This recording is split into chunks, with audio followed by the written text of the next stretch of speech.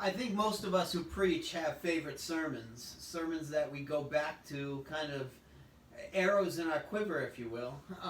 In the Salvation Army, I think we get a special opportunity because we transfer around more frequently than many. We end up with multiple congregations over the years. Because of that, we get to go back to those old faithful sermons and tweak them and change them, and those become our go-tos. Often when we're first getting to a new congregation, we go back to them, particularly because we enjoy preaching them so much. For me, Mama's Chicken has always been a story that I've loved to tell. The truth is, for those of you who have heard me preach this, and in my current congregation I've already preached it once, so they've heard it if they were there. And Mama's Chicken is always a go-to favorite for me. The truth is that the actual story never happened. I don't want to give too much of it away, but it's a parable. The first time this story was heard by me, I didn't even make it up. We were in a narrative preaching class at Eastern Nazarene College some 25 years ago, it feels like. It must be. And the person who presented this, her name was April Thompson. I don't have her on Facebook or any way to thank her because I've tweaked and changed this over the years and used it so many times.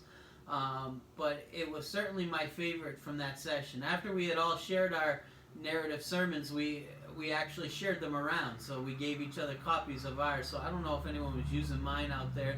Mine was pretty specific to me, and I'll use that at another time. But Mama's Chicken, I tell a story. I share with people that when I went to visit my mama, and her chicken is the greatest chicken in the world. This is not Mama's Chicken.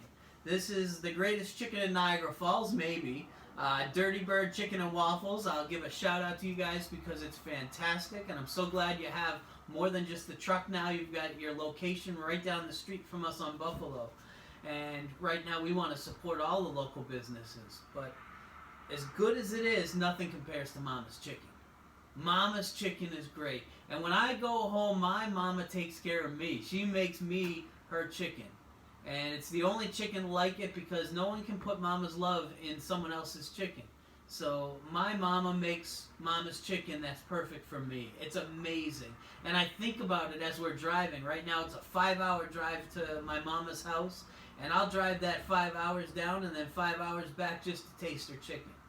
So one time I went with my family and we were traveling. We lived in Pennsylvania at the time, and we were traveling over to see my mama and my dad too, but he doesn't make the chicken.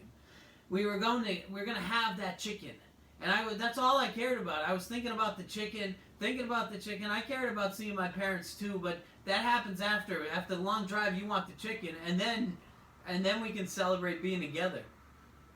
So anyway, I get there, and as soon as we pulled up, I could smell it from the car. I could smell Mama's Chicken. She took care of me. And I got into the house, and my mom says, go help your wife carry those bags in. And yeah, that actually happened. That's part of a true story.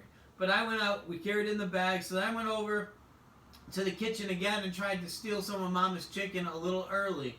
And you know how mamas get with that wooden spoon, bang. She doesn't even use the wooden spoon when she cooks, but I got nailed in the hand a few times by it.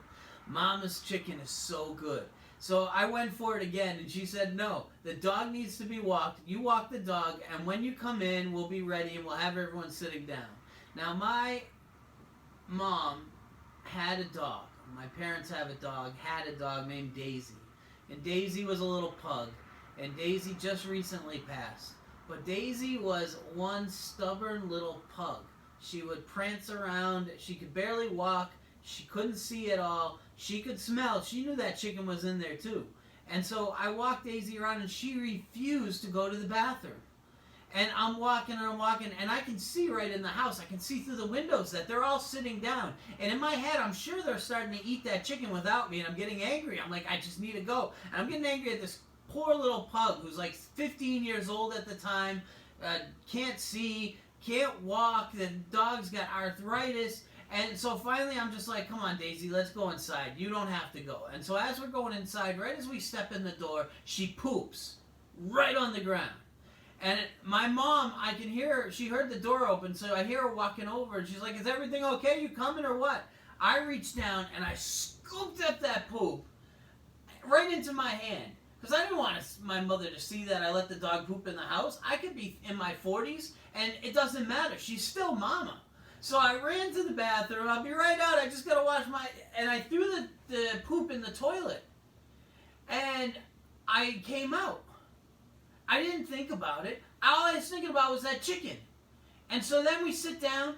I reach down to take some of the chicken, and I reach up and I put it into my mouth or start to, and all I could smell was the dog's poop on my hand. Mama's chicken didn't smell so good anymore. I want to read to you from Amos chapter 5. Amos chapter 5. And we'll start at verse 21. And we read, I despise your feasts. I can't stand the stench of your solemn assemblies. Even if you offer me your burnt offerings and your grain offerings, I will not accept them. I have no regard for your fellowship offerings of fattened cattle. Take away from me the noise of your songs. I will not listen to the music of your harps. But let justice flow like water and righteousness like an unfailing stream. You see, in Amos, God was talking through Amos to people who were God's chosen people. And God had given them all these feasts, all these sacrifices. The songs were beautiful songs. They had come from God. They were carrying out the worship that God had given to them to worship Him. And yet something about them stunk. Just like that poop that was in my hand. And it stunk. Not that there was anything wrong with the worship. Not that they were doing the feasts wrong. The feast probably smelled wonderful. The songs probably beautiful. But when they rose up to God's nose, all He could smell was the other stuff. The way they were living. The way they were treating each other. And Amos goes on and on to share of all of the anguish and injustice that was being carried out by God's chosen people. We're called to live lives of love for God. We're called to create something beautiful. And what God sees as beautiful is the way we live for Him. And I've shared recently that, even on Sunday, that there are a lot of counterfeits out there. There's lots of people who claim to be Christian or religious or talk with fancy words or follow fancy rules. But the fact is, at the end of the day, people will know we're followers of Jesus by our love one for another. That's the way it's supposed to be.